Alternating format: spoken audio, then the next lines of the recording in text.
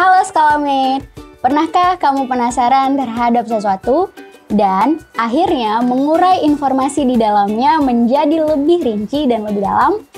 Mencari tahu secara mendalam dan mengaitkannya dengan konsep yang lainnya.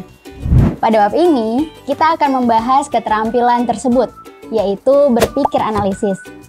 Nah, penasaran kan apa itu berpikir analisis? Terus gimana ya prosesnya? Yuk kita bahas!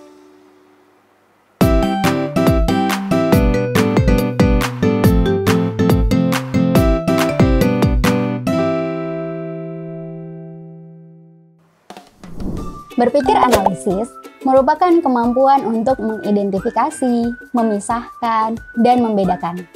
Apa yang dianalisis?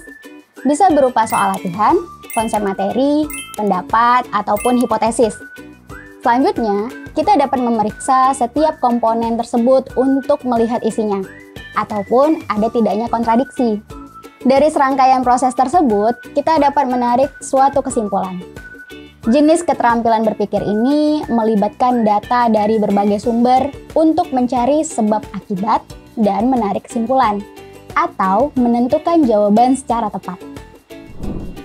Bagaimana proses berpikir analisis terjadi?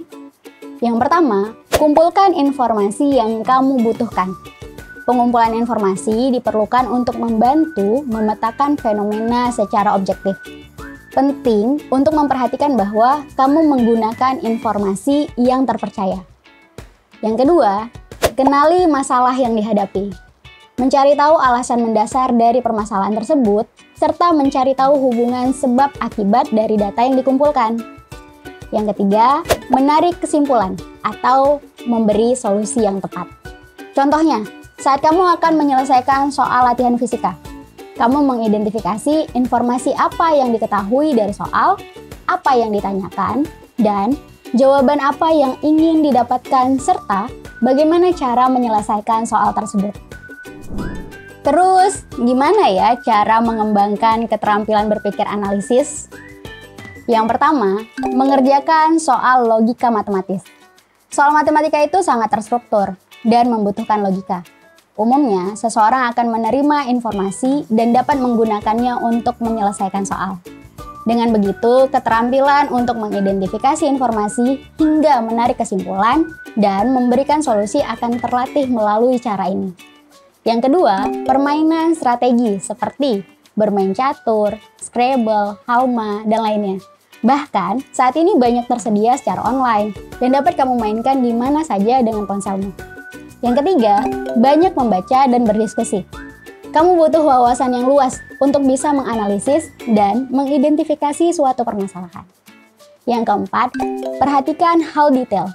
Terkadang, penjelasan dari permasalahan tersebut terdapat pada hal-hal kecil yang jarang kita sadari. Dan yang kelima, aktif bertanya. Baik bertanya kepada diri sendiri tentang berbagai hal, maupun bertanya kepada orang lain yang lebih mengetahui informasi tersebut. Ada banyak banget loh keuntungannya kalau kamu bisa mengembangkan keterampilan berpikir analisis ini. Yang pertama, lebih mudah memahami suatu permasalahan. Yang kedua, menjadikan pola pikirmu lebih terstruktur. Yang ketiga, bisa lebih cepat menyelesaikan permasalahan tertentu. Yang keempat, dapat meminimalisir terjadinya kesalahan dalam pengambilan keputusan. Keterampilan ini juga sering digunakan pada berbagai macam bidang studi, seperti saat mengerjakan soal hitung-hitungan, menganalisis kalimat, analisis gambar, dan lainnya. Nah, dengan keterampilan berpikir analisis, kamu bisa menjawab soal-soal dengan benar, serta menarik kesimpulan yang benar dari suatu informasi. Keterampilan ini sudah memasuki ranah High Order Thinking Skill atau HOTS, dan akan sangat dibutuhkan di era digital ini. So, kalau kamu mau melatih kemampuan analisismu, yuk latihan dengan mengerjakan soal-soal yang tersedia di aplikasi sekolah.